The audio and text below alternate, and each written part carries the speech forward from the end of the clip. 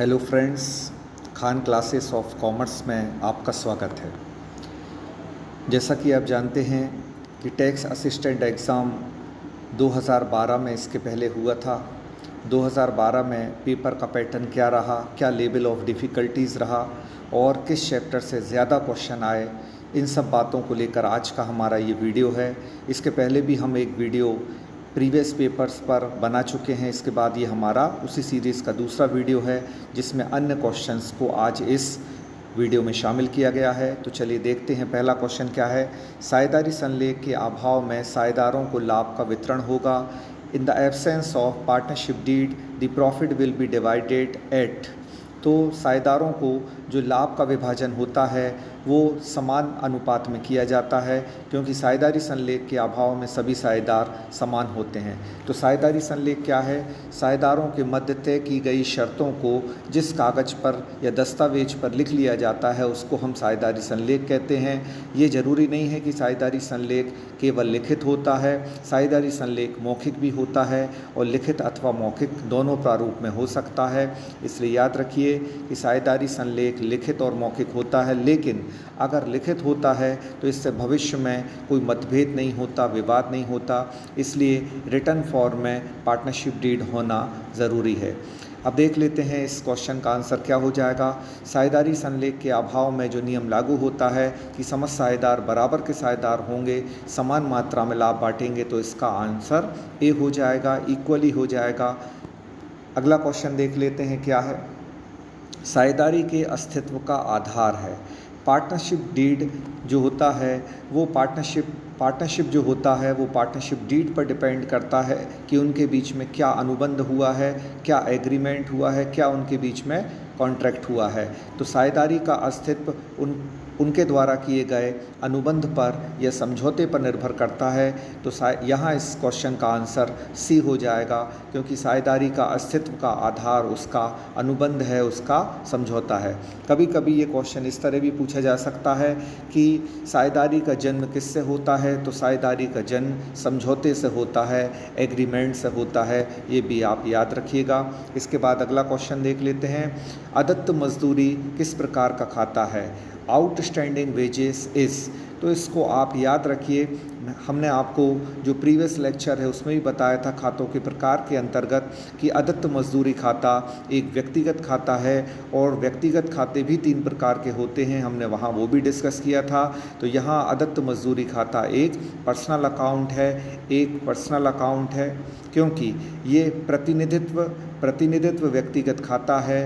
ये यहाँ याद रखिए, सिर्फ मजदूरी को देखकर आप नॉमिनल अकाउंट यहाँ टिक नहीं कर सकते, क्योंकि मजदूरी अगर अकेली होती, वेजेस अकेला होता, तो ये खाता नॉमिनल अकाउंट कहलाता, नाम मात्र का खाता कहलाता। लेकिन अदत्त मजदूरी खाता है। याद रखिए, अदत्त मजदूरी खाता अप्राप्त आय खाता, पूर्वदत्त व्यय खाता, पूर्व प्राप्त आय खाता, इंग्लिश में बोलें तो outstanding expenses account, accrued income account, prepaid expenses account और एडवांस इनकम अकाउंट, ये चारों प्रकार के खाते आपके पर्सनल अकाउंट में आते हैं। और पर्सनल में ये पर्टिकुलर किससे आते हैं? तो ये रिप्रेजेंटेटिव पर्सनल कहलाते हैं, मतलब प्रतिनिधित्व व्यक्तिगत खाते के अंतर्गत आते हैं। तो यहाँ आपका आंसर सी हो जाएगा। और खातों के प्रकार की और महत्वपूर्ण जानकारियों के लिए आप हमारा प्रीवियस वीडियो देखें, जहाँ काफ़ी डिटेल से हमने इस क्वेश्चन पर चर्चा की है। आगे क्वेश्चन देखते हैं। व्यक्तिगत खाता निम्न में से संबंधित है। तो देखिए, वही बात जो हम आपको समझा रहे थे वो यहाँ आ गई कि व्यक्तिगत खाता 3 प्रकार का होता है। पहला व्यक्तिगत खाता आपका नेचुरल पर्सनल होता है। नेचुरल पर्सनल का मतलब होता है प्राकृतिक व्यक्ति, दूसरा होता है कृत्रिम व्यक्ति और तीसरा होता है प्रतिनिधित्व व्यक्ति। तो इस तरीके से आप जैसा कि जानते हैं, व्यक्ति भी व्यापार करते हैं और व्यक्तियों का समूह भी व्यापार करता है। तो व्यक्ति और व्यक्तियों के समूह और उन व्यक्तियों का प्रतिनिधित्व करने वाले व्यक्ति भी व्यक्तिगत खाते के अंतर्गत आते हैं। तो यहाँ इसका आंसर डी हो जाएगा, क्योंकि व्यक्तिगत खाता इन तीनों प्रकार से बनाया जाता है, इन तीनों प्रकार का होता है। तो ये आपका 68 क्वेश्चन का आंसर डी हो जाएगा, उपयुक्त सभी। अगला क्वेश्चन देख लेते हैं। आगम यानी कि राजस्व होता है जिसको हम आय कहते हैं, ये कब वसूल होता है। तो याद रखिए आगम कब वसूल होता है। आगम दो प्रकार से हो सकता है। आगम आपका आयगत होता है, आगम आपका पूंजीगत होता है। लेकिन यहाँ पूछा गया है आगम कब वसूल होता है। वसूल होने से आशय यहाँ उसके प्राप्त होने से है। तो याद रखिए जब क्रेता को माल प्राप्त होता है और अभी उसने पैसे नहीं चुकाए हैं तो वो उपार्जन आधार कहलाएगा, वो अक्रूवल बेसिस कहलाएगा। लेकिन यहाँ बात हो रही है कि आगम कब वसूल होता है, तो यहाँ इसका आंसर हो जाएगा जब नगद पैसा प्राप्त होता है, जब कैश हमें रिसीव्ड होता है तो आगम वसूल हो जाता है। तो आय का उपार्जन होना अक्रूवल एक बेसिस है। आय जहाँ उपार्जित होती है, लेकिन आय उपार्जित तो हो गई लेकिन अभी मिली नहीं है, तो उसको हम उपार्जन अवधारणा के अंतर्गत हमने पढ़ा था। और आय जब वसूल हो जाती है, हमको मिल जाती है पैसे के रूप में, तो उसको हम कहते हैं कि वो हमारी आय जो है वो रिकॉग्नाइज हो गई है, मतलब रियलाइज़ हो गई है, सॉरी, कि हमारी ये आय वसूल हो गई, हमको प्राप्त हो गई है। तो फिलहाल यहाँ इस क्वेश्चन का आंसर सी हो जाएगा। जब नगद पैसा प्राप्त होता है तो आगम वसूल हो जाता है। अब देखिए GAAP, इसका फुल फॉर्म भी हमने आपको प्रीवियस लेक्चर में बताया है। जनरली एक्सेप्टेड अकाउंटिंग प्रिंसिपल, स्वीकृत लेखांकन व्यवहार जो होते हैं, सामान्यतः स्वीकृत लेखांकन व्यवहार, जिसको हम GAAP कहते हैं, यानी कि जनरली एक्सेप्टेड अकाउंटिंग प्रिंसिपल। इसका फुल फॉर्म भी आप याद रखिए। अब इसमें ये पूछा गया इसका उद्देश्य क्या है, तो इसका पहला उद्देश्य यही है कि हम लेखांकन के व्यवहारों में समरूपता लाना चाहते हैं। मतलब ये हम चाहते हैं कि जो लेखा विधि हम अपना रहे हैं वही लेखा विधि जो है वो सब ने अपनाई है, मतलब सबकी लेखा विधि एक सी हो, सब अपने लेखांकन के आधार को और लेखांकन के व्यवहार को एक सा रखें। तो ये पहला इसका उद्देश्य है। फिर दूसरा इसमें दिया गया है समस्त संस्थानों में समरूप लेखांकन का व्यवहार हो। तो जितने भी संस्थान हैं वो एक सा लेखांकन का व्यवहार करें। कहने का आशय ये है कि जैसे कि स्टॉक है, स्टॉक को हमने आपको बताया था कि किस मूल्य पर लिखा जाता है, लागत मूल्य या बाजार मूल्य, दोनों में से जो कम हो उस पर लिखा जाता है। तो सारे जितने भी व्यापार हैं, जितने भी संस्थान हैं, वो एक सा व्यापार का व्यवहार प्रयोग करें। तो ये भी इस जो GAAP है इसका उद्देश्य है। इसके बाद लेखांकन के क्षेत्र में वैश्वीकरण, उदारीकरण और निजीकरण की स्वीकृति देना, तो हाँ ये भी इसका उद्देश्य है। तो यहाँ आपका आंसर उपरोक्त सभी हो जाएगा, क्योंकि ये इंटरनेशनल लेवल पर एक से होते हैं। अभी आप अकाउंटिंग स्टैंडर्ड पढ़ेंगे, लेखांकन प्रमाप, तो उसके बारे में आपको विस्तृत जानकारी दी जाएगी कि लेखांकन प्रमाप क्या होते हैं और किन उद्देश्यों को लेकर उन्हें अपनाया गया है।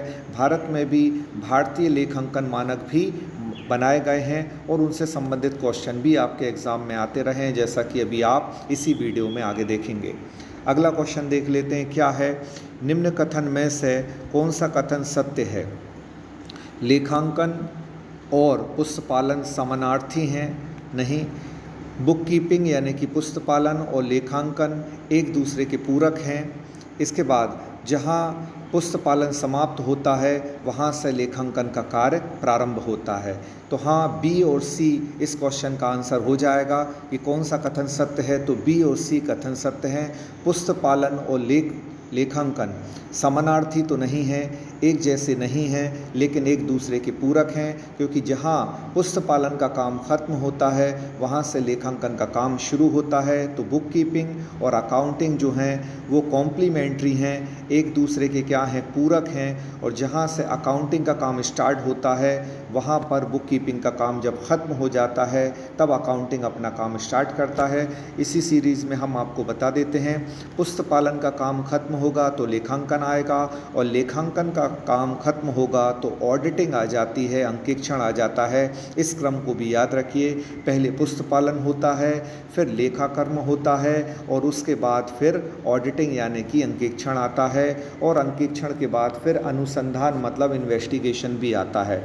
तो चार ये बातों का क्रम याद रखिए, पहला पुस्तपालन, फिर लेखाकर्म, फिर उसके बाद ऑडिटिंग मतलब अंकेक्षण, और चौथे नंबर पर इन्वेस्टिगेशन मतलब अनुसंधान। तो ये चारों क्रम भी आपसे पूछे जा सकते हैं, इनको सही क्रम में लगाने को भी आपको आ सकता है। अगला क्वेश्चन देख लेते हैं कि कौन सा लेखा मानक स्थायी संपत्तियों के लेखांकन से संबंधित है। तो कौन सा अकाउंटिंग स्टैंडर्ड जो है वो असेट से रिलेटेड है। देखिए अभी प्रीवियस क्वेश्चन में ही हमने आपको बताया था कि लेखांकन मानक जो होते हैं उन लेखांकन मानकों को एक नंबर दिया गया है और पर्टिकुलर एक टॉपिक एक नंबर से रिलेटेड है। तो यहाँ हम इसको मैच करते हैं। स्थायी संपत्तियों के लेखांकन से संबंधित मानक 10 है। मानक संख्या 10 AS10 जो है इसका संबंध स्थायी संपत्तियों से है। तो याद रखिएगा स्थायी संपत्तियों से संबंधित AS10 है और रोकड़ बहाव विवरण कैश फ्लो से संबंधित AS3 है, जबकि AS6 का संबंध हिरास से है, ख्याति का संबंध AS26 से है, एकीकरण अमलगामिशन का संबंध AS14 से है। तो ये आपकी यूनिट नंबर 1 का मैटर है जो कि काफ़ी इम्पॉर्टेंट है और कोई भी एक मानक या 2 मानक आपके एग्ज़ाम में इस बार भी पूछे जा सकते हैं और मैच दी कॉलम करके भी 2-3 मानक 4 मानकों को दे दिया जाएगा और 4 उससे संबंधित आपको बातें दे दी जाएंगी जिससे आप उनको मैच कर सकेंगे। तो इस तरह के क्वेश्चन भी आपके आने वाले एग्ज़ाम में बन सकते हैं क्योंकि अब डिफ़िकल्टी लेवल प्रीवियस एग्ज़ाम की तुलना में काफ़ी हाई हो गया है। 11 साल के बाद ये पोस्ट आई है तो निश्चित ही MPPSC थोड़ा इससे डिफ़िकल्टी लेवल हाई रखकर पेपर बनाएगी। आगे देख लेते हैं अगला क्वेश्चन क्या है। लेखा मानकों का निर्गमन करने वाला लेखा मानक बोर्ड क्या है। तो आप जानते हैं कि भारत में जो AS हैं, अकाउंटिंग स्टैंडर्ड हैं, लेखा मानक हैं, वो लेखा मानक कौन जो है वो बनाता है, कौन इसके बारे में जो है इसकी नियमावली को तैयार करता है और इनको जो है हमको प्रोवाइड करता है। तो ICAI भारतीय चार्टर्ड अकाउंटेंट संस्थान जो है institute of charter accountant of India जो है ICAI जो कि 1949 में बनाया गया था, ये AS के लिए जिम्मेदार है और AS अकाउंटिंग स्टैंडर्ड को यही संस्थान बनाता है और फिर हमारे सामने हम इनको देखते हैं। देख लेते हैं अगला क्वेश्चन क्या होगा। तो अगला क्वेश्चन देखिए, अभी जैसा कि हमने जिक्र किया कि ICAI किस वर्ष में इसकी स्थापना हुई, तो भारतीय चार्टर्ड अकाउंटेंट्स संस्थान की स्थापना 1949 में हुई, 1949 में, जैसा कि आप आंसर बी में देख रहे हैं। तो ध्यान रखिए कि इसकी स्थापना कब हुई, इसका उद्देश्य क्या है और इसने कौन कौन से अकाउंटिंग स्टैंडर्ड दिए हैं। तो उन सारे अकाउंटिंग स्टैंडर्ड्स को आपको ध्यान से पढ़ना है। इस एग्ज़ाम के लिए बहुत ही इम्पोर्टेंट ये हो जाता है क्वेश्चन। अगला क्वेश्चन देखते हैं क्या है। तो ये लगभग सारे क्वेश्चन इस सेशन के हो चुके हैं और आई होप कि आपको ये क्वेश्चन समझ में आए होंगे और इन क्वेश्चंस के बारे में डिटेल इन्फॉर्मेशन भी हमने प्रोवाइड की है। अभी प्रीवियस एग्ज़ाम के और भी क्वेश्चंस हमारे पास हैं जिनको आगे की वीडियोस में आपको बताया जाएगा और उनके सॉलिड आंसर आपको बताए जाएंगे। ये वीडियो आपको कैसा लगा, इससे आपको एक बात तो समझ में आ गई कि उस वक्त जो एग्ज़ाम का पैटर्न था वो डिफ़िकल्टी लेवल काफ़ी कम था। पार्टनरशिप से और कंपनी से काफ़ी क्वेश्चन जो हैं वो आए हैं, लेकिन अब याद रखिए अब 10 यूनिट में आपके सिलेबस को डिवाइड कर दिया गया है। तो अब आपको 10 यूनिट पर अच्छा खासा मेहनत करना होगी क्योंकि अब कंपटीशन लेवल भी हाई है और डिफ़िकल्टी लेवल भी हाई होगा। तो आई होप अच्छी तैयारी में आप लगे हुए होंगे और इसी तैयारी से संबंधित हमने 100 दिनों का कोर्स भी एक लॉन्च किया है। तो बहुत जल्द उसकी क्लासेस आपके समक्ष स्टार्ट होने वाली है। तो हम उम्मीद करते हैं कि आपको हमारे वीडियोस पसंद आ रहे हैं, तो आप बहुत जल्द हमारे पैकेज को परचेज़ कर लें ताकि उसके बेनिफिट आपको मिलने लगें। और घर पर नोट्स ज़रूर बनाया करें, जो भी वीडियोस हमारा देखें वो फुल स्क्रीन करके देखा करें और अपने दोस्तों तक भी ये वीडियो पहुंचाएं। लाइक करें, कमेंट करें, हमारे चैनल पर नए हैं तो सब्सक्राइब करें। Thank you so much to all of you. Good bye.